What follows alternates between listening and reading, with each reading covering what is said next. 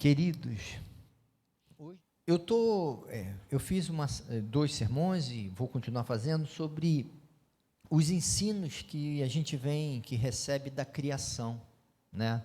Do relato da criação. O Gênesis capítulo 1, a gente tem o primeiro relato da criação, Gênesis capítulo 2, a partir do verso 4, a gente tem o segundo relato da criação, no capítulo 13 a gente tem o evento da queda e suas repercussões, e no capítulo 4 também as repercussões da queda. Domingo passado, eu falei sobre a proposta de relacionamento com Deus, marcado na criação, e hoje eu quero falar sobre o relacionamento com a natureza. Porque eu acho que, assim como a gente nunca se viu responsável por isso, pelo cuidado. A gente se vê, a gente ouve, e a gente ouve na igreja, à vontade.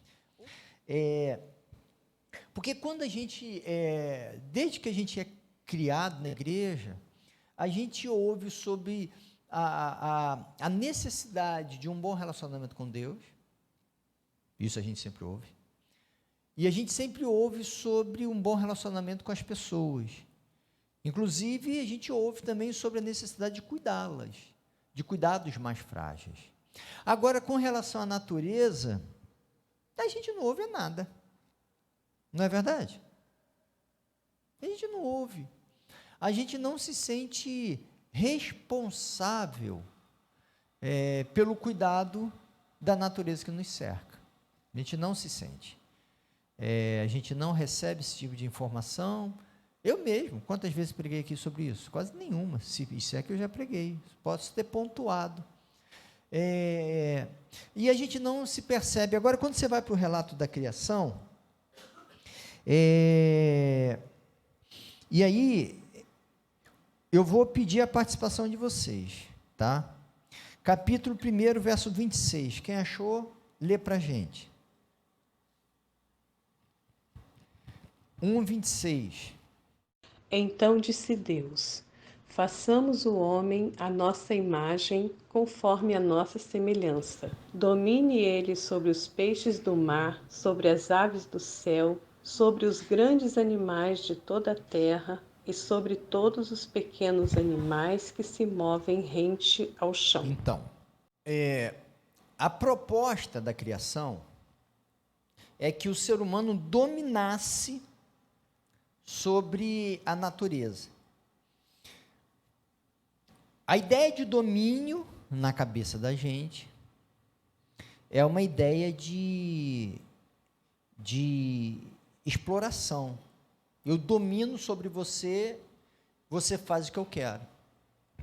Mas se você pensar no domínio de Deus, o domínio de Deus, conforme expresso na criação, passava por uma atitude, por uma iniciativa divina de produzir o bem ao ser humano. Então, Deus, no seu domínio, cria um jardim.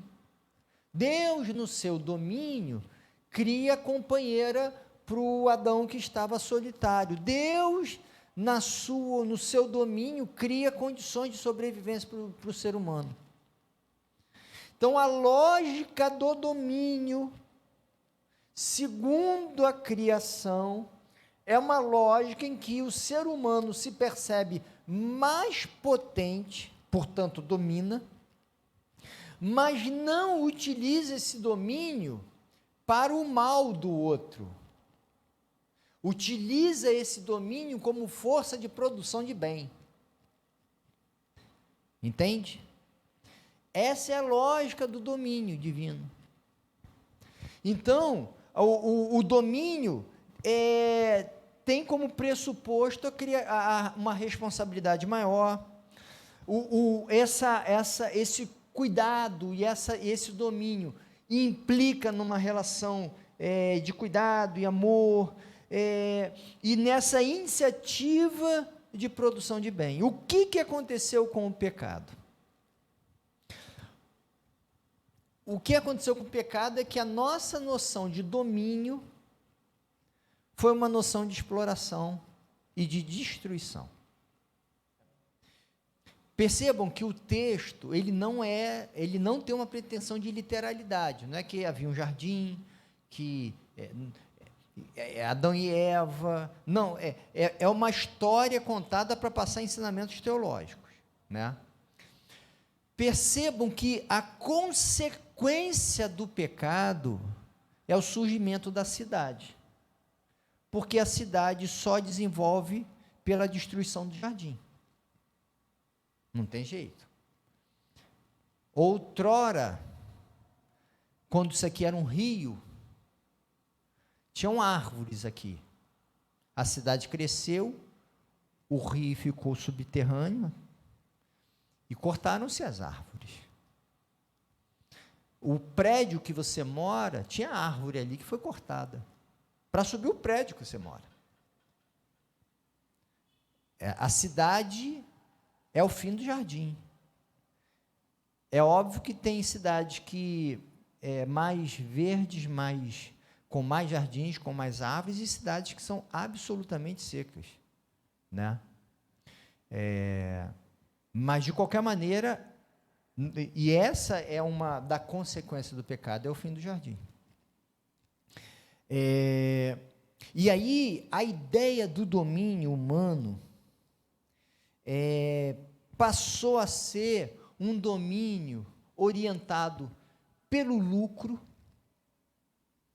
né? A gente olha para a natureza como um meio de obtenção de lucro, até o nosso modo de raciocinar. O uso do solo, o uso dos espaços, o uso dos recursos naturais. A gente pensa no benefício pessoal e a gente até consegue justificar até, por exemplo, o nó.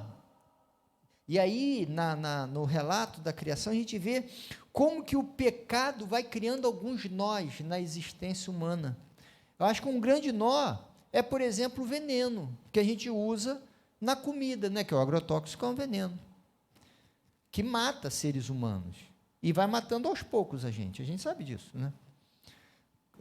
Vai gerando câncer e tantas outras doenças pelo nosso comer, e a gente fica nesse limiar, usa, não usa, se usa pouco, dificulta uma produção em larga escala. Perceba, e o Brasil é um país com fronteiras abertas, né?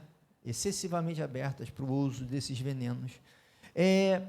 Percebam que a gente, como decorrência do pecado, a gente chega numa situação que a gente fica meio que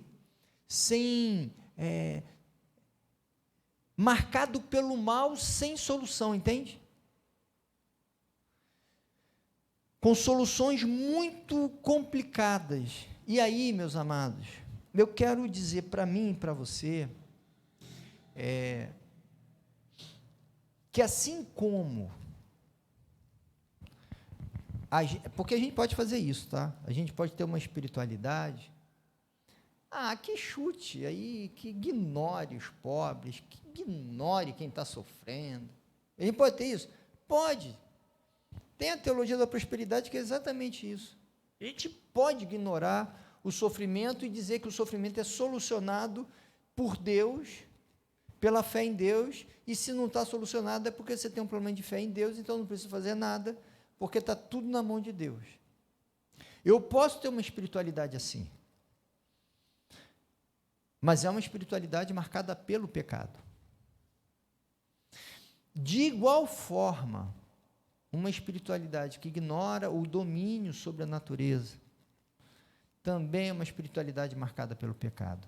E me parece que um dos graves problemas que incide na nossa espiritualidade, na superficialidade da nossa espiritualidade, eu estou falando de mim e de você, é que a gente não percebe a integralidade da proposta de Deus na vida da gente. Porque quando, hoje, está batendo na porta, né? A gente pensou que os efeitos climáticos seriam nas próximas gerações, já chegou, né? Mas a gente pensa que é possível uma conexão com a vida e com Deus e com o projeto divino, ignorando isso.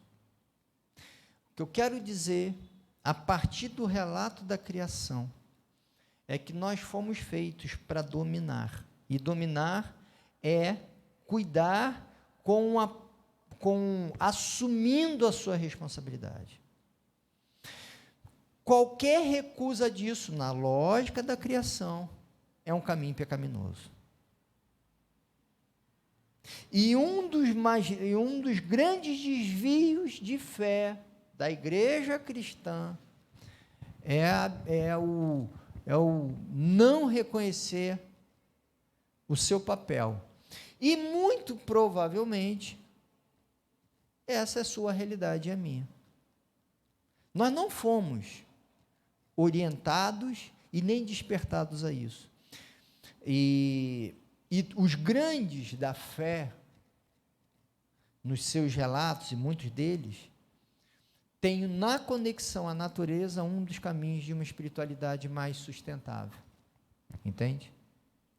Não por acaso, as orações ao ar livre, enfim, na natureza, produz e fala tanto com a gente.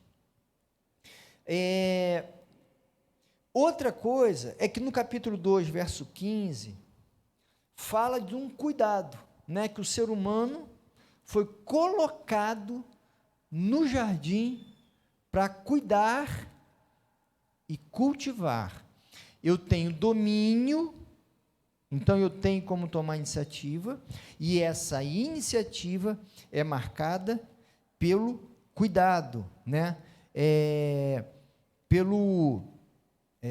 Pela produção aqui do bem e pensando nas necessidades que esse cuidado me traz. Isso leva a uma perspectiva de pensar na coletividade, na produção que envolve a todos, porque a natureza é um bem que é comum, e isso é uma outra questão. A nossa espiritualidade, ela é individualista. Na lógica da criação, não existe a possibilidade dessa espiritualidade individualista. E é uma outra questão que compromete a nossa caminhada de fé. Outra questão. Pode parecer que eu estou falando assim de teoria. Eu não estou falando de teoria. Eu estou falando que se a sua espiritualidade envolver só você, o cuidado de si, e não o cuidado do coletivo, você não vai conseguir acessar o projeto de Deus para a humanidade e para você. Porque, quando você vai para Jesus, por exemplo, toda a espiritualidade proposta por Jesus, qual é? É de encontro com as pessoas, é de produção, de cuidado. A espiritualidade cristã, ela é uma espiritualidade essencialmente de cuidado, e cuidado, se a gente usar a inteligência, ela é coletiva. Por quê ela é coletiva? Porque para você fazer bem a uma pessoa, você precisa da política pública. Né, Vilma? Não foi isso? Foi ajudar uma pessoa, como que vai ajudar? Aí tem política pública, conseguiu, está bem hoje.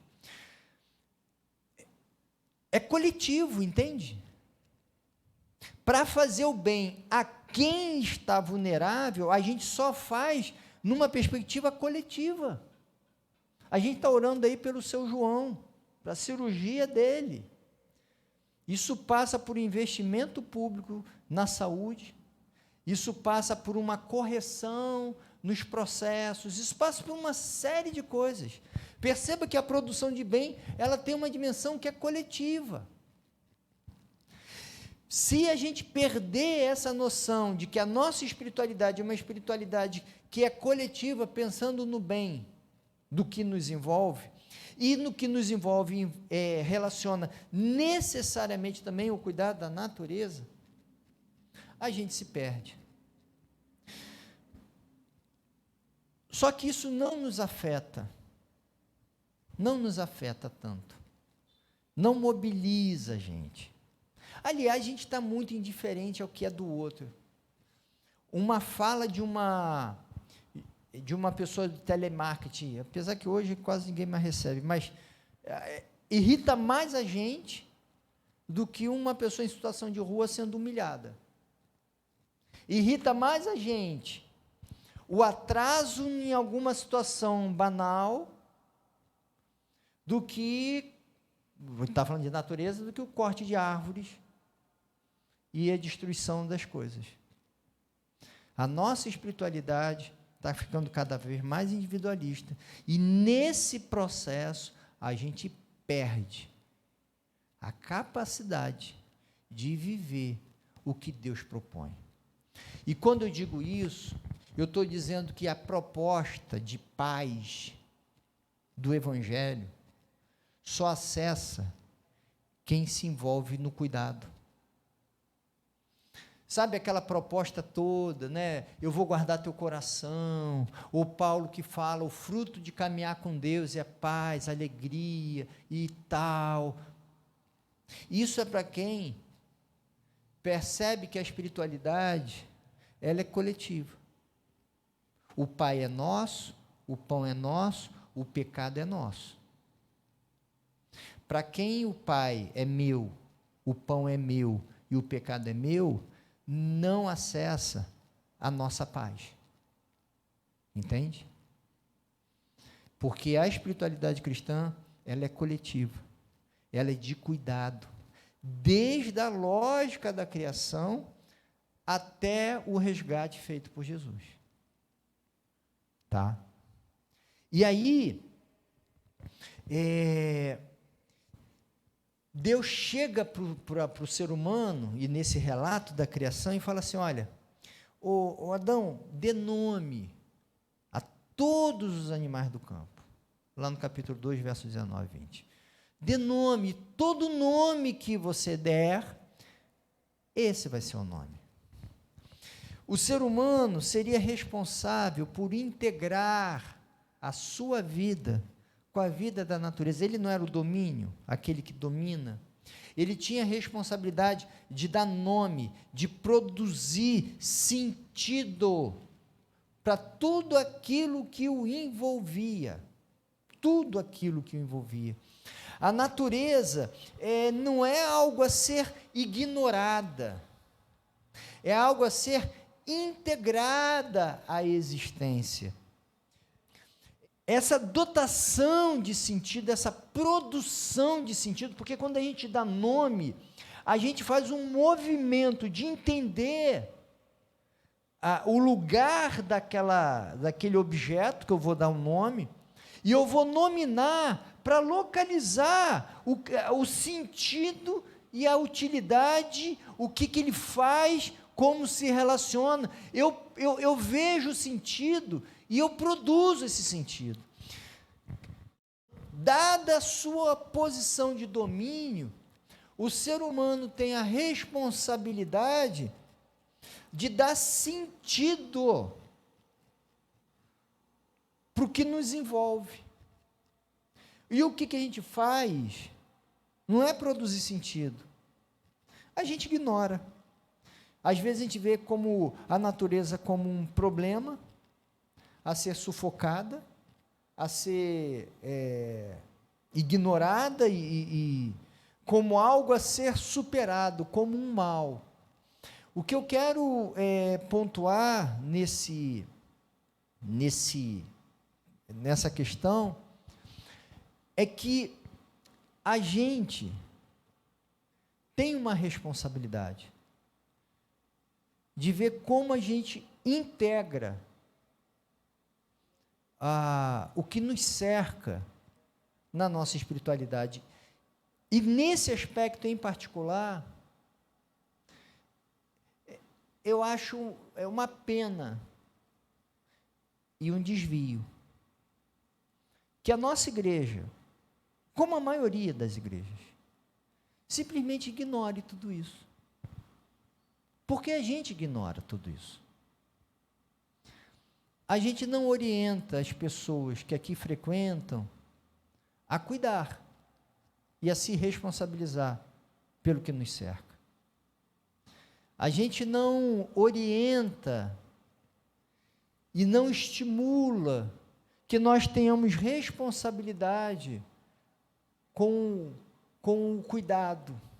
E o pior é que, por esses jogos políticos que a gente vive, a gente coloca essas pautas como se fossem pautas ou da esquerda, normalmente da esquerda. Mas que não faz nenhum sentido isso, gente. Absolutamente nenhum sentido. O cuidado da natureza, assim como o cuidado dos pobres e de quem sofre, é um movimento tipicamente cristão. Aliás, eu acho muito difícil que a gente consiga, nos tempos atuais, dar visibilidade ao nome de Jesus sem assumir pautas sociais e pautas ambientais. Porque senão o discurso fica profundamente contraditório. Profundamente contraditório. A gente diz assim, olha, Deus é criador de todas as coisas, mas eu não estou nem aí para a criação dele. Deus ama todos, mas eu não estou nem aí para quem está sofrendo. Não é contraditório? Eu gostaria de desafiá-lo, e a desafiar-me também, a imaginar a espiritualidade como uma tentativa de construção de jardins, não só existenciais como práticos. Quando Jesus é questionado sobre o divórcio, ele fala assim, olhem para a proposta da criação. Olhem para a proposta da criação. Não que ela seja executável, porque a proposta da criação ela não é realizável. A gente não tem como viver no jardim. A gente não tem como viver dentro daquela igualdade que havia, né? Era uma relação de profunda igualdade. A gente não tem como ter aquela relação de intimidade ingênua com Deus. Não tem mais jeito, o pecado está aí. Mas ela é como uma referência de espiritualidade para a gente. E a referência de espiritualidade para a gente não é da confusão do urbano, é do acolhimento do jardim. A gente precisa pensar na produção de espaços verdes, de convivência com o verde, de valorização da natureza, dos animais, de ter um discurso e uma prática de defesa da natureza, assim como a gente tem um discurso de defesa dos seres humanos. Porque nós, como seguidores do Criador, defendemos a criação. Se há um caminho para uma espiritualidade mais viva e intensa, sincera, profunda, de intimidade com Deus, como a gente cantou, é uma espiritualidade que é coletiva e que integra a proposta divina. Que Deus nos abençoe, que a gente consiga perceber o quanto a gente precisa de integração, de envolvimento e de responsabilização do cuidado com a natureza. Semana que vem a gente vai dar continuidade a esses ensinos da criação, mas a gente vai falar em particular e já mais na relação interpessoal. E na relação interpessoal tem alguns temas que são muito interessantes que são trazidos da criação. A relação de igualdade, homem e a consequência do pecado. Mas, enfim, a gente vai dar prosseguimento a isso. Tá?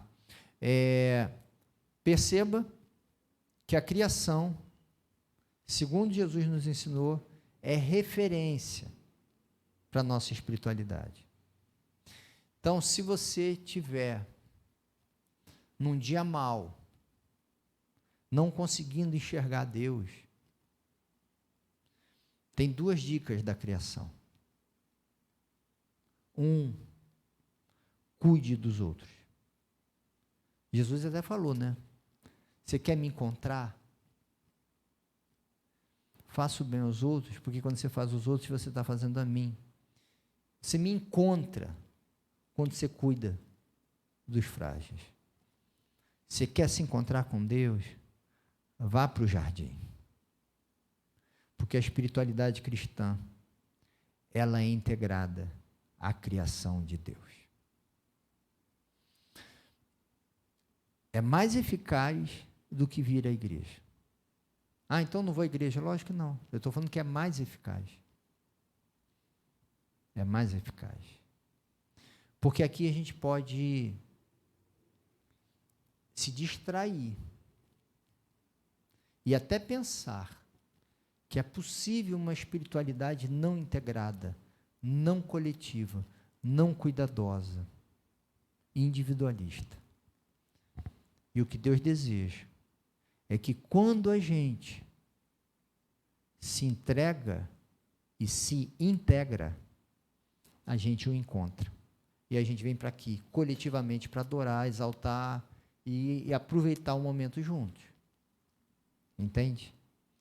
Espiritualidade nos lança à coletividade e a uma integração com a criação. Que Deus nos abençoe e que eu aprenda a essa espiritualidade, porque eu não aprendi.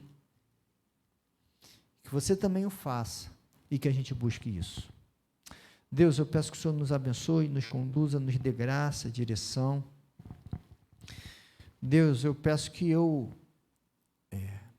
siga isso que vem como ensino de um reconhecimento do meu poder, de assumir o meu protagonismo que eu e cada um aqui tem diante da natureza e a possibilidade de ação coletiva.